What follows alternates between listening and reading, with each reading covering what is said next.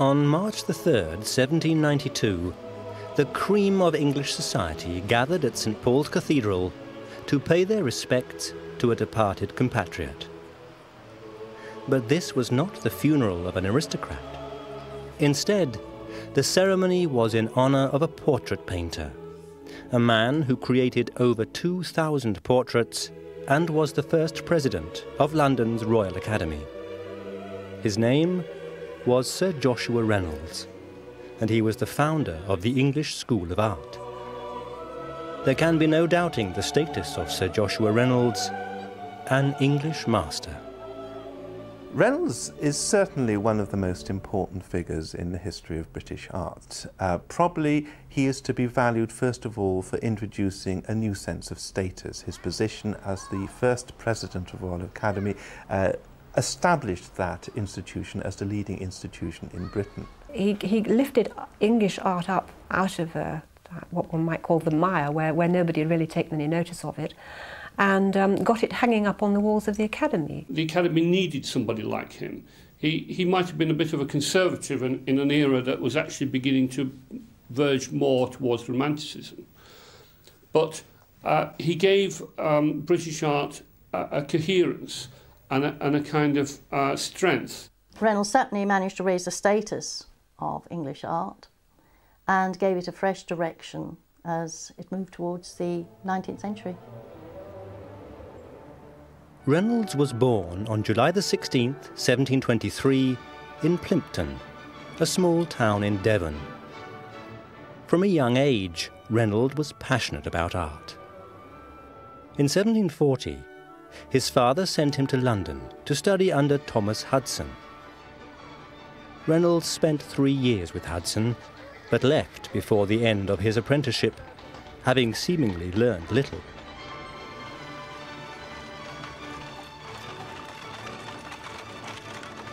By the age of 21, Reynolds was able to make a living as an artist, despite having no formal qualifications.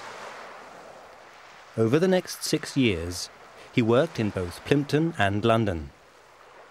In his hometown, he was able to secure portrait commissions from naval officers based in nearby Plymouth. During the 1740s, Reynolds started to develop his own technique. His self-portrait of 1740 has an unusual richness of texture. After learning this technique from an obscure artist in Devon, Reynolds began to use the thick impasto brushwork that would become an enduring feature of his painting.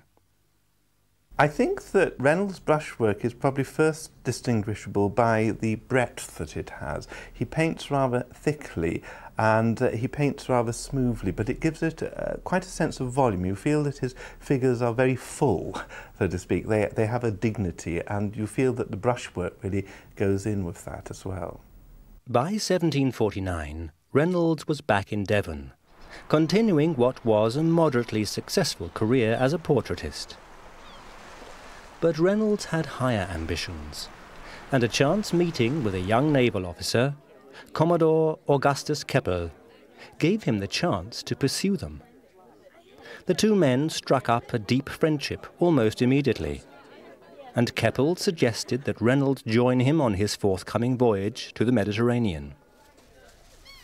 On May the 4th, 1749, aboard HMS Centurion, the 25-year-old Reynolds set sail from Plymouth.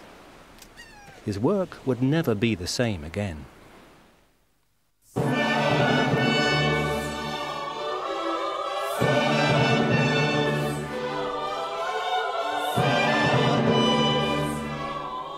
Reynolds' visit to Italy was the most important event in his development as an artist, but he was also aware of its social value. At the time, a gentleman was expected to make a visit to Italy as part of the so-called Grand Tour. Reynolds' own journey would make it easier for him to mix with the upper classes on equal terms. From 1750 to 1752, he soaked up the achievements of the old masters and of classical antiquity, with the city of Rome proving especially inspirational. Within the Vatican alone, Reynolds experienced great sculpture, such as the classical Apollo Belvedere. He was able to appreciate the 4 great frescoes of Raphael, including the famous School of Athens. But it was the ceiling of the Sistine Chapel that made the greatest impression on Reynolds, and from that moment on, he developed a passion for the man who created it a quarter of a century before, Michelangelo. At this period in the 18th century, there evolved an idea that certain forms of painting were more valued than others. The pinnacle of art, so far as patrons of the 18th century and artists of the 18th century were concerned, was history painting. And history painting was considered to be a form of painting that was above other ideas in art. And it required its own particular style of painting, which became known as the grand style. And the principal artist whose work exemplifies this style is Michelangelo. Reynolds liked Michelangelo in the first place, I think, because he represented the intellectual artist. Reynolds was somebody who really was very keen on trying to emphasize the importance of the artist being a thinker as well as a painter. And he saw Michelangelo's wonderful designs as being ones that were the product of considerable thought and very deep ideas. He referred to Michelangelo as sublime, and I think this idea of the poetic side of his work, taking you out of the ordinary, these great heroic figures performing mythological or religious deeds, this really excited him. Reynolds travelled widely, admiring the work of the Bolognese painters, including Annibale Carracci. He also discovered the work of Rembrandt and was keen to study classical sculpture. He visited Venice, where he was profoundly impressed by the works of Tintoretto and Titian. I think, frankly, that if he hadn't gone to Italy, that possibly Reynolds might be not particularly well known today, because there were very many competent painters around at the time. Portraiture was very popular, and although he would always have earned a very good living, without the inspiration of light and colour that he received from Italy, I think he wouldn't have developed his work to the extent where we think it's as good as it is. He was very much bowled over by Michelangelo, but also he saw lots of other pictures there which were in the same period as that of Michelangelo. And whilst he was there, he made lots of copies of pictures, which he later used in his own work when he got back to England.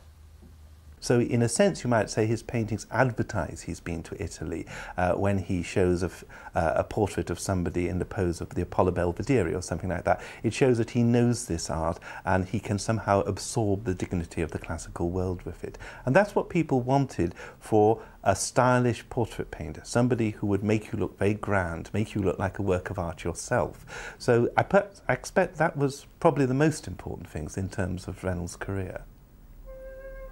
Reynolds was keen for viewers to be aware of the great influences that exerted themselves upon his work. He grew convinced that perfection in art had already been achieved, especially in the work of Michelangelo, and it was now the job of artists to attempt to achieve the same perfection. The key to this was academic study of the old masters. But Reynolds' own attempts to discover the secrets of art did lead to occasional errors of judgment. In Venice, he was fascinated by the rich brownness in the paintings of Tintoretto and Titian. This effect is a consequence of the physical age of the work, but Reynolds was keen to replicate this effect immediately with paint. It led him to use pigment loaded with the coal derivative bitumen. The results were disastrous.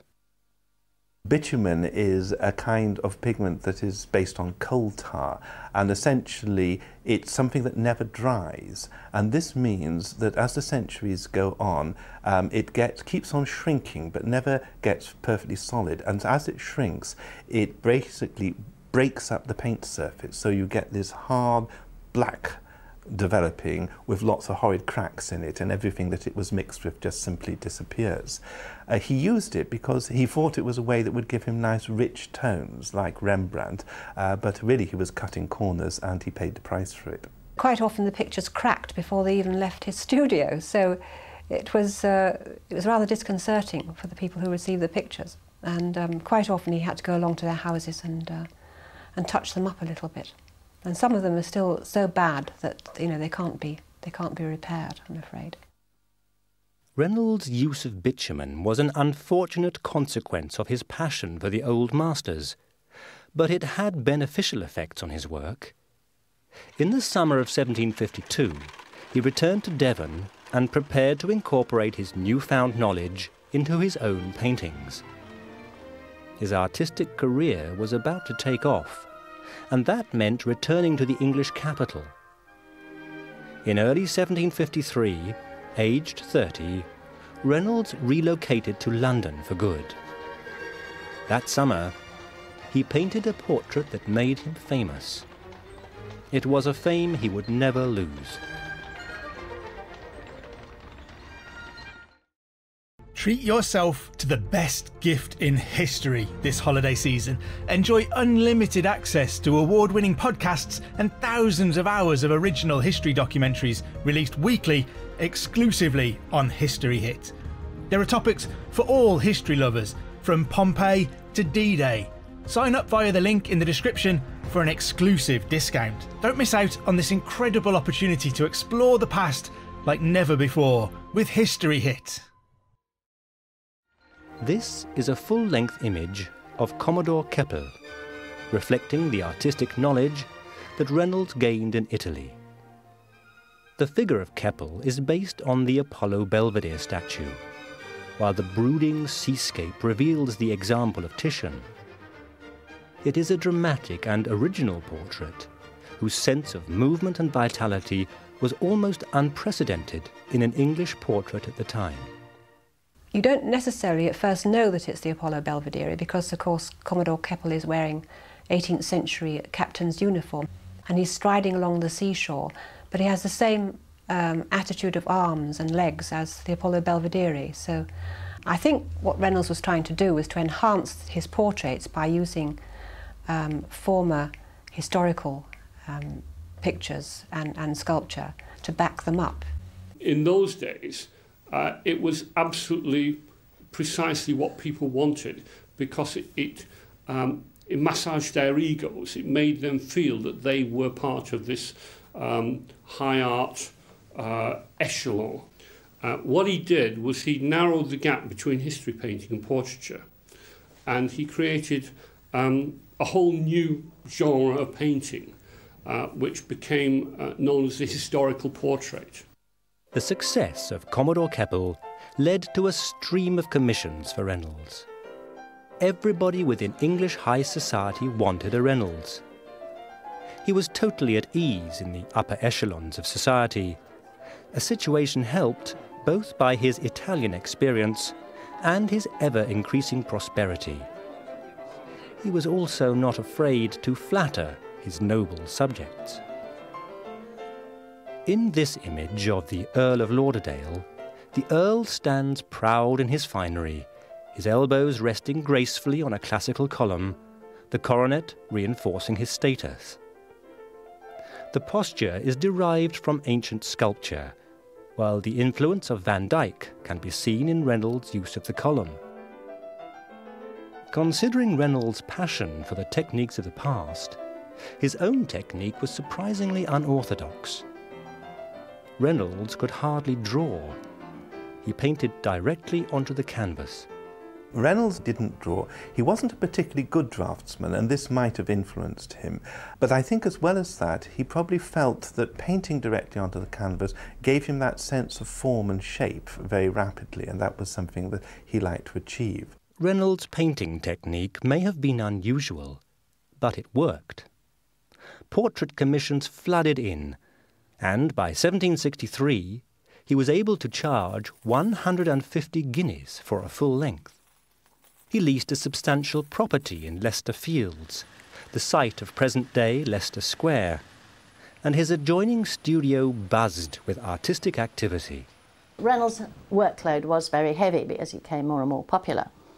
I think he had up to 6 clients a day to cope with, which is quite extraordinary. He knew how artists with studios had tackled this, for an artist, a nice problem, but a problem nevertheless. Therefore, he was able to organise it intelligently. He began to employ assistants. And in fact, from that time, most of the portraits were largely done by his assistants.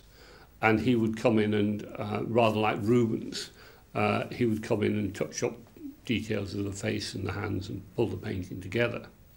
He had principal studio assistant, a man called Giuseppe Marchi, who was an Italian who came back to England with him from Italy and remained in his studio right up to his death. He was there for 40 years. And Marchi was basically the person who managed the studio and probably did an awful lot of the painting of Reynolds. I mean, Marchi, in a sense, ought to be looked into because he probably did more Reynolds painting than Reynolds himself, if one thinks about it. But there were also lots of other people who specialised in drapery, people who could do scenery, people who could do still life, and so on and so forth. So it really was a production line, and that was the way that he would work. The output of portraits from Reynolds' studio was prodigious and lucrative. But portraiture was still seen as a poor relation in comparison with history painting. Reynolds, the portraitist, was desperate to prove himself in this far more respected branch of art. But commissions for history painting were scarce in mid-18th century England. His response was ingenious. He decided to incorporate aspects of history painting into his portraiture. Reynolds was fascinated in the way that history painting produced all these poses, partly because in history painting you have to tell a story visually, you have to tell it by gesture, you have to tell it by expression, and that means that the history painter has a very highly developed skill at posing and showing expressions, and Reynolds was fascinated by that. When Reynolds produced portraits of people, he would look to the character of each individual sitter and then look in history for all of the different stories in the classical world. And then, as closely as possible, he tried to mould the story from the classical world into the nature of his character, so that the character, in effect, took on that role, and that classical story became part of the painting. It elevated the portraits. It made them that much better than they, really were. For women, he tended to use goddesses or people from Greek mythology. But for men, he would more or less take pictures. He would adopt characters from pictures in history paintings, or would actually use sculptures. So this would actually elevate the portrait that he'd actually painted, because he did believe that history painting was the best. But nevertheless, he couldn't actually manage it very well himself, so this is a sort of middle way.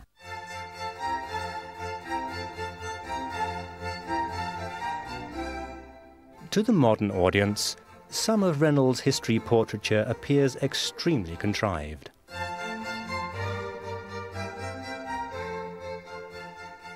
This image of the 3 Montgomery sisters is important, because its classicism was unlike anything ever seen before in England.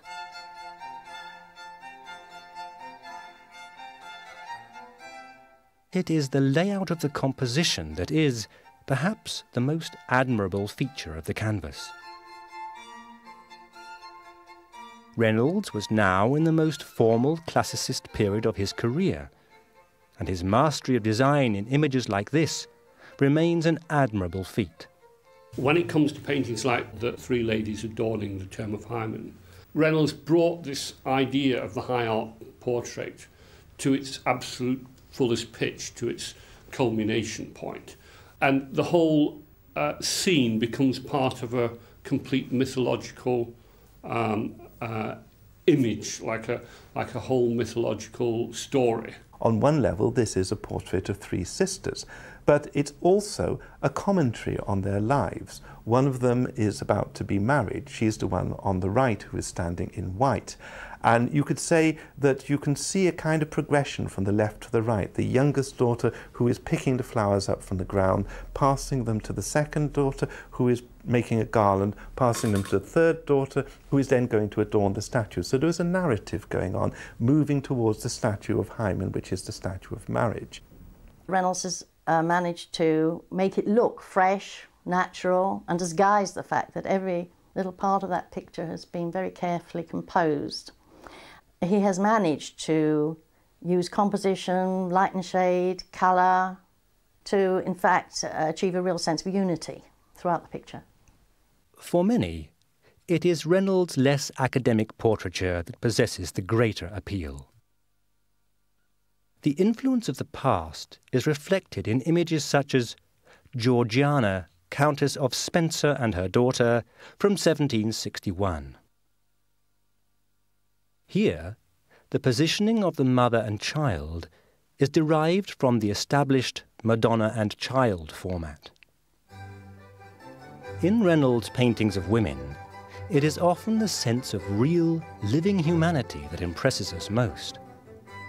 This is evident in Mrs. Abingdon as Miss Prue, a 1771 painting of a well-known figure of the London stage that reveals the warmth of colour that characterises much of Reynolds' finest work.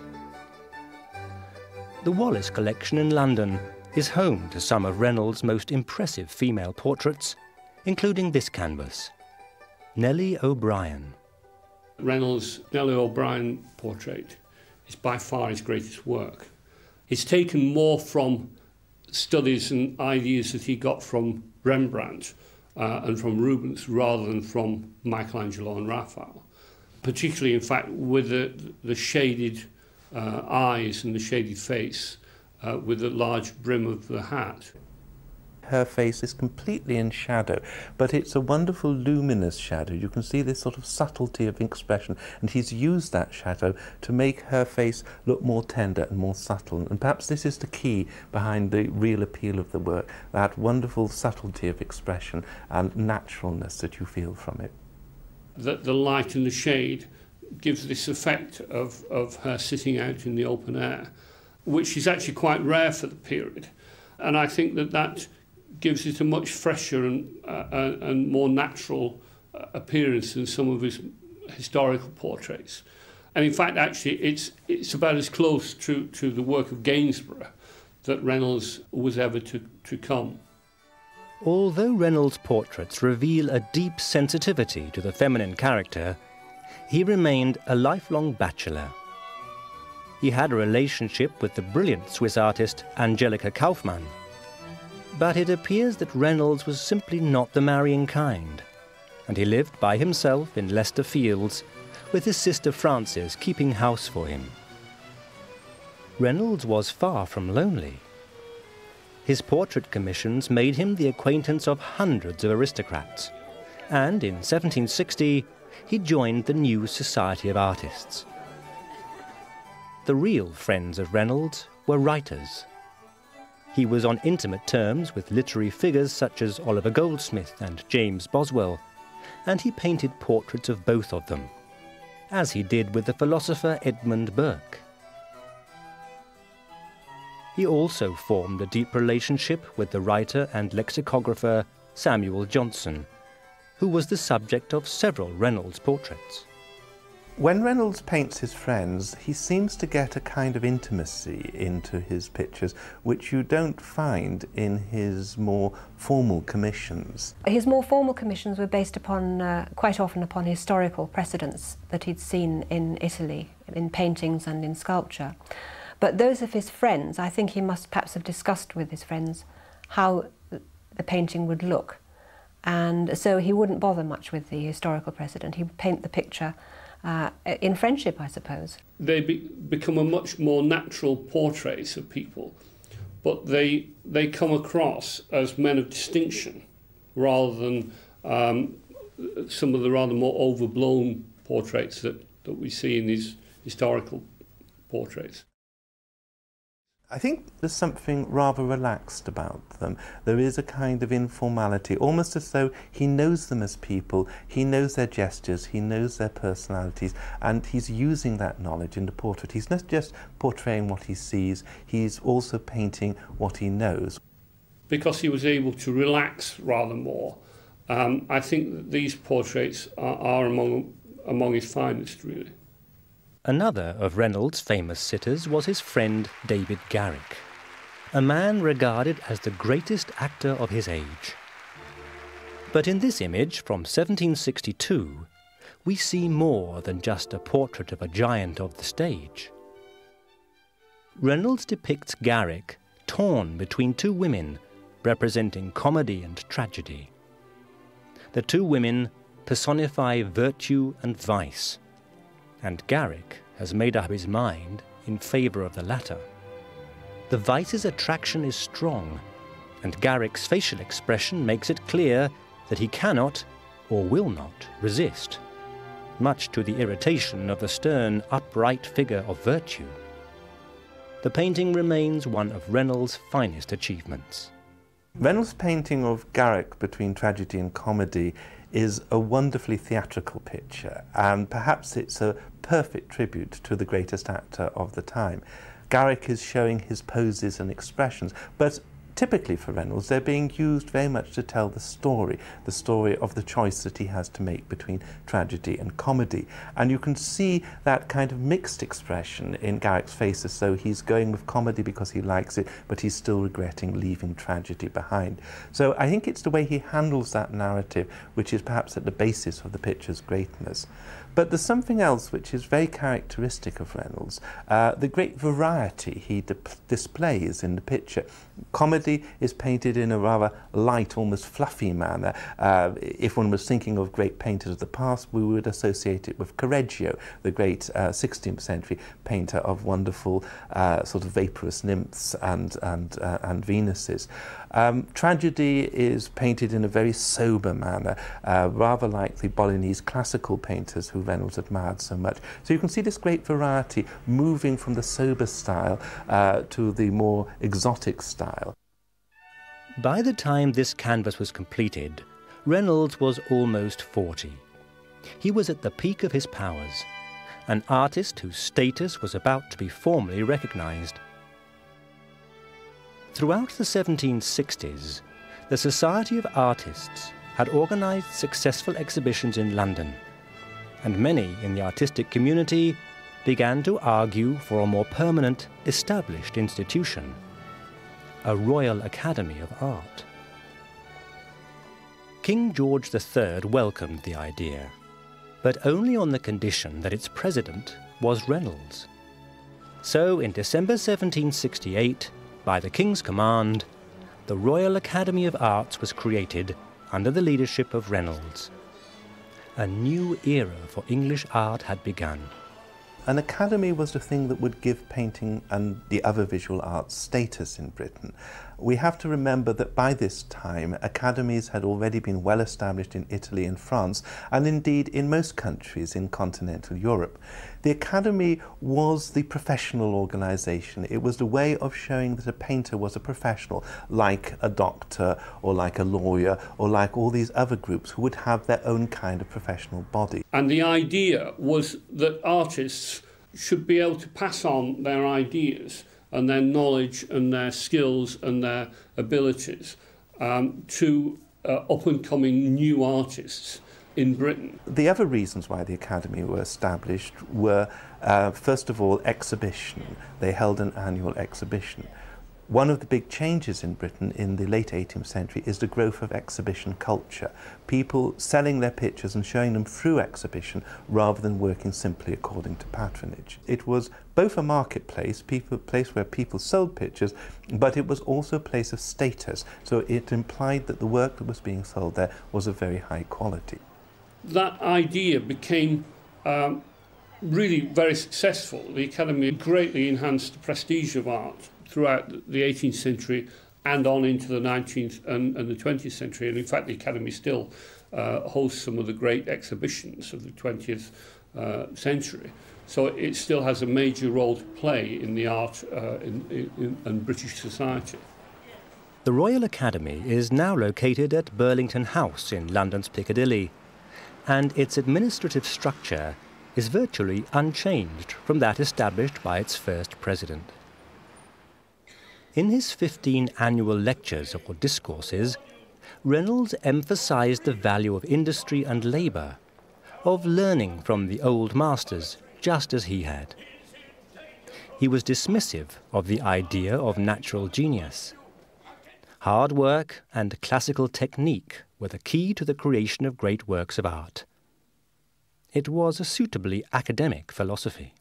Reynolds, I think, was fundamentally conservative in his view of art because he saw himself as wanting to keep the academic tradition going. He believed, like the great academics in the past, that there was one standard of art, one great standard of art, and that all art should be judged by it. The highlights of that tradition was classical antiquity, and then the great painters of the High Renaissance like Raphael and Michelangelo.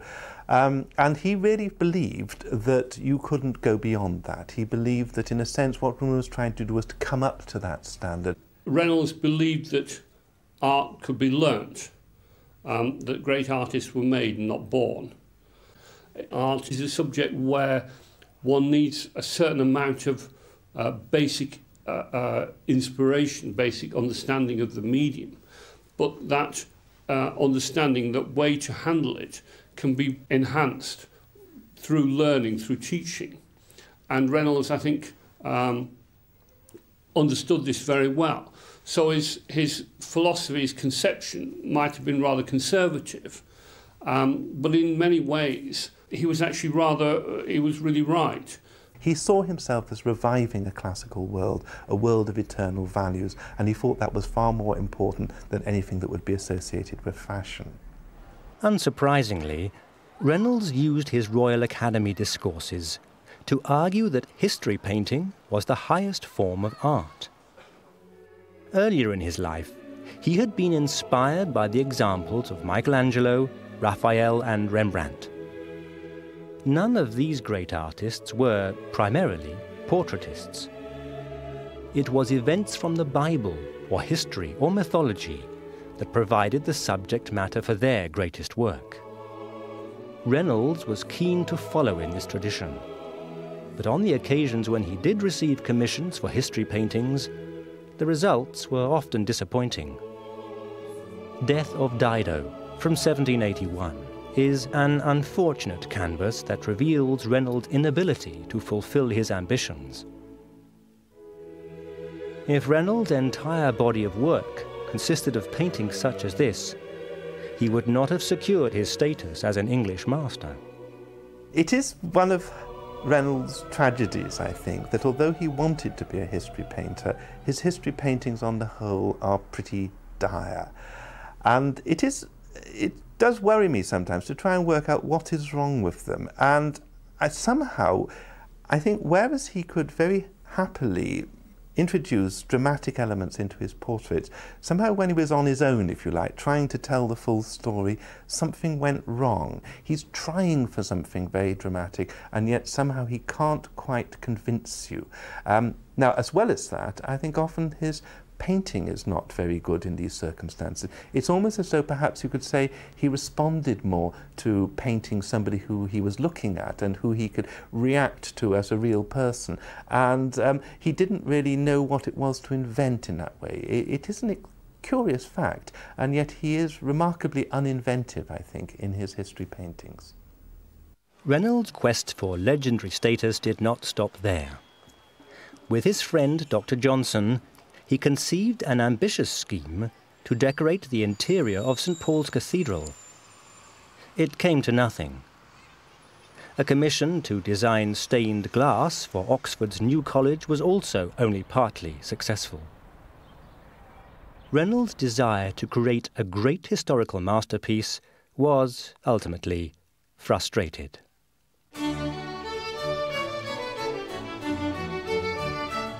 But with this one large canvas, Reynolds perhaps came closest of all to realizing his ambition. This is the 4th Duke of Marlborough, surrounded by his family. Painted in 1778, it is an image whose artistic inspiration stretched back centuries. This is not a straightforward portrait of a family group. Once more, Reynolds sought to work within the grand manner of history painting. And on this occasion, the results were spectacular. I think that the portrait of the Duke of Marlborough and his family shows a very strong influence of Italian classical painting, particularly of the 17th century, the painters from Bologna, in the way that it handles this large group of figures. And I think he was wanting to show that he could handle a really grand composition of lots of figures together, and this family gave him the opportunity. He composed the picture very, very carefully so that the Duke and the Duchess looked rather sort of stern. In fact, the Duke is holding a cameo of Augustus. But the children, the younger children, are looking much less stern. They're rather playful, and the dogs are also rather playful. So there's this balance of haughtiness and playfulness within the picture, which comes across very strongly, I think. He was also aware he was painting for a very grand setting, for Blenheim Palace, where you've got this huge Baroque palace with tremendous pomp in it. And I think he was trying to paint something that would naturally fit in, would fit in with the great, all the swags and all the great spaces that you find there. So I think it's him showing him at his grandest, saying this is what you can do with a portrait. This is how you can really do a huge composition and give it tremendous dignity and grandeur. The later 18th century was a good time to be blessed with such a talent. A vogue for child portraiture had developed amongst the aristocracy, and they were prepared to pay large sums for paintings of their children. Like his predecessor, Hogarth, Reynolds sought to introduce a sense of life, even fun, into his images of youth. The painting of children can often be a taxing business for both artist and sitter. But Reynolds had no difficulty in holding the attention of his younger subjects. The Wallace collection houses this image of Miss Sarah Bowles, a painting that tells us much about the artist's personal skills. It is said that Reynolds visited this little girl the day before he was to paint her, and spent the whole day with her, telling stories and playing games. The next day, the young Miss Bowles was so overjoyed to see the artist again that the tedious business of sitting for the portrait became a sheer pleasure for her. The joy in the girl's face as she holds her pet would seem to confirm this well-told tale. Reynolds has an extraordinary sympathy for children, something that one wouldn't immediately expect, because he seems to be rather a dignified, rather pompous person, but he clearly enjoyed children's company, and I think he enjoyed finding their mood, finding their personalities, responding to it. One might also say that his attitude to children was a little sentimental. This was the taste of the time. The attitude towards children was becoming more sentimental. And in fact, of course, the closer to the 19th century, the early 19th century you get, the more sentimental pictures become.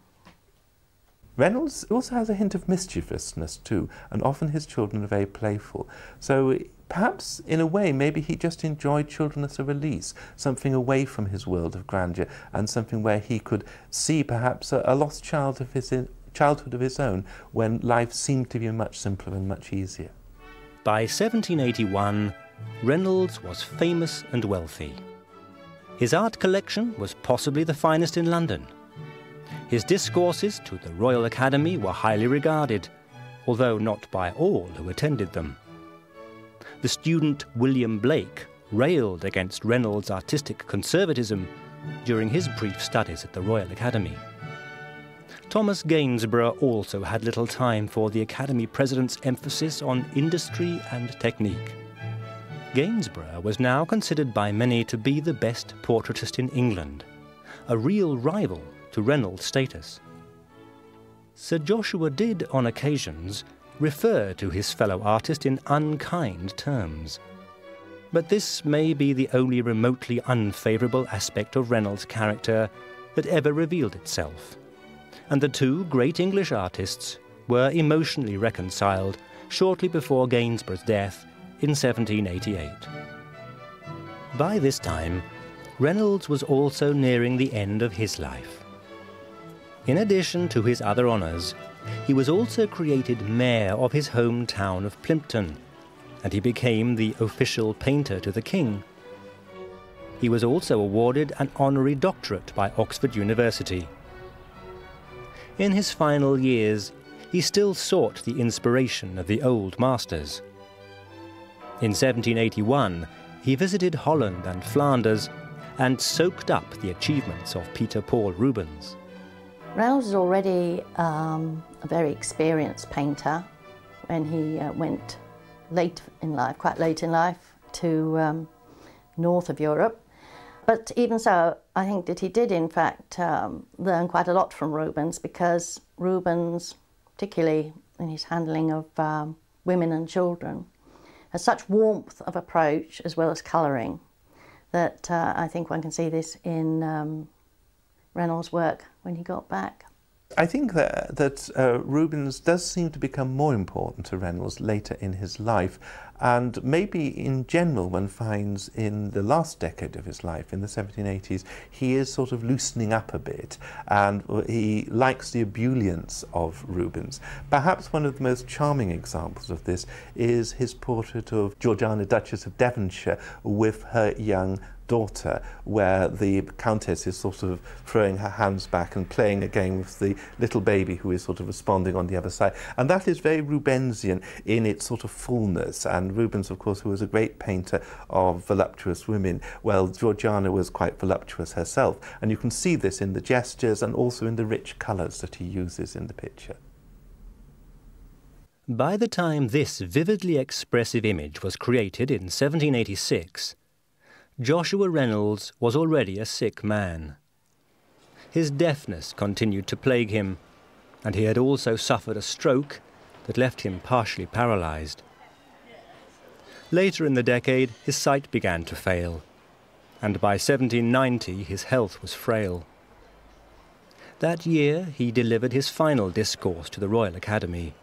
Reynolds' last discourse, which was delivered when he knew himself that he was dying, and so it has a rather tragic side to it, is a kind of summation of what he felt the Academy was about.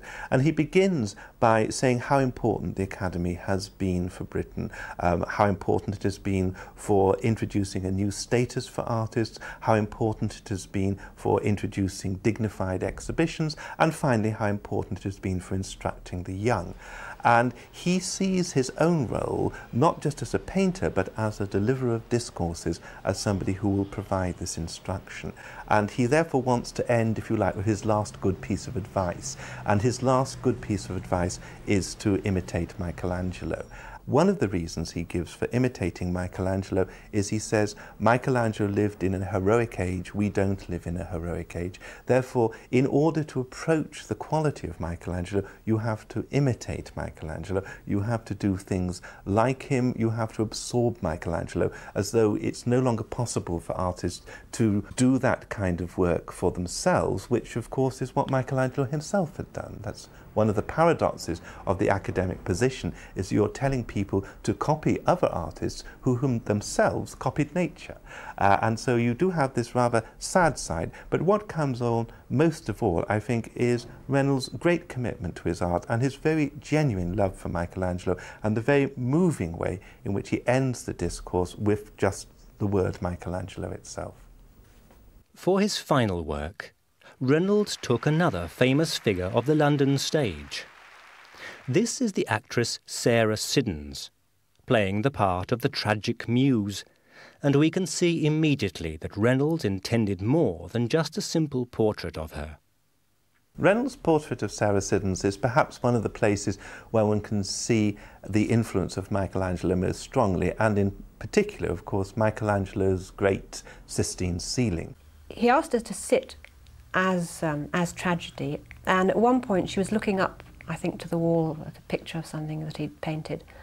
And he suddenly realised that this was a sort of expression that he'd seen in the Sistine Chapel. So he captured that expression that he had seen from the Sistine Chapel, and converted Mrs. Siddons into a sort of inferior Sistine Chapel picture. There are some ways in which it's very different from Michelangelo, and perhaps the most obvious way is the very different sense of atmospherics. Michelangelo, who is painting in fresco, paints in a very hard and very firm manner, brilliant draftsmanship, bright colours, strong effects. Reynolds is painting in a much more atmospheric way. He's showing lots of clouds, lots of darkness. And whereas Michelangelo's Isaiah is part of an architectural structure, you can see all the spandrels and things going on around, Mrs. Siddons is floating in the clouds. So she's not actually attached to anything firm like the Michelangelo. She's in this kind of ethereal space. So you might say that in a way he's brought together Rembrandt and Michelangelo together, the managing of atmospherics on the one hand and then this heroic pose on the other. This was to be amongst the final artistic efforts of Reynolds. In 1789, hampered by illness and increasing blindness, his artistic output stopped. On February the 23rd, 1792, at his home in London, the life of the great artist came to its end. 9 days later, St. Paul's Cathedral witnessed his funeral, a remarkable gathering of English society figures, all keen to honour the man who had painted so many of them during his lifetime. It was an unprecedented event, entirely appropriate for a man whose efforts elevated English art forever. Sir Joshua Reynolds will always be one of the greatest of the English masters. Prior to Reynolds' time, British connoisseurs had tended to rather look down on artists. They could tell them what to do, and they often did, but they didn't think that artists had intellectual dignity themselves. Now Reynolds turns this on his head. He shows he's as good as them. He can think as well as them. He's as much of a connoisseur as them. He can write as well as any writer. He is somebody who sets the profession on a truly professional basis.